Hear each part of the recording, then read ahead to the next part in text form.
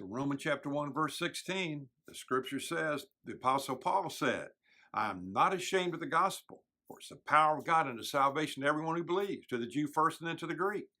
So what we've been asserting is that Jesus, who is the gospel, can meet every basic need of your life.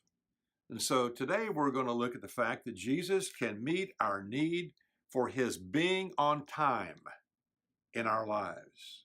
Jesus can meet our need for being on time in our lives. So we're looking at John chapter 11, and we begin with verse 1. A man named Lazarus was sick.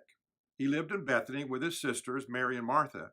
This is the Mary who later poured the expensive perfume on the Lord's feet and wiped them with her hair. Her brother Lazarus was sick. So the two sisters sent a message to Jesus telling him, Lord, your dear friend is very sick. But when Jesus heard about it, he said, Lazarus' sickness will not end in death. No, it happened for the glory of God, so that the Son of God will receive glory from this. So although Jesus loved Martha and Mary and Lazarus, he stayed where he was for the next 2 days. Finally, he said to his disciples, let's go back to Judea. So here's the deal. These two sisters send word to Jesus that Lazarus is sick. And what does he do? Well, I would have thought, since he's his close friend, that Jesus would have dropped everything and dashed off to be with Lazarus because he was sick. And so the scripture says in verse number 6 that he stayed where he was in Bethany for 2 days. He didn't drop everything. I don't know about you, but when I first read that years ago, I said, what is this about? What kind of friendship is that? And so it was kind of baffling to me. Someone has said it this way: the action of Jesus appeared to be inaction.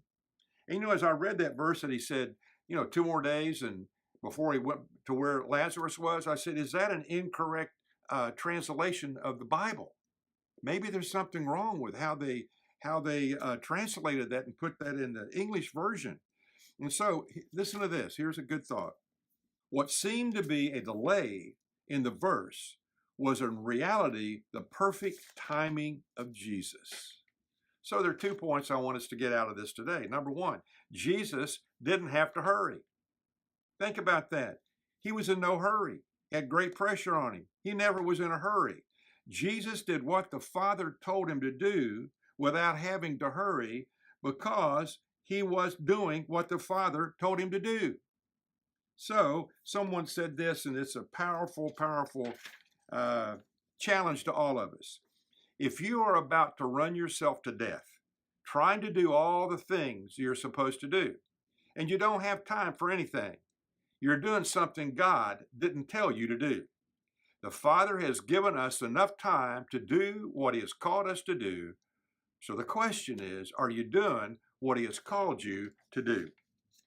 1 Peter chapter number 4, verse 12 says this: friends, when life gets really difficult, don't jump to the conclusion that God isn't on the job.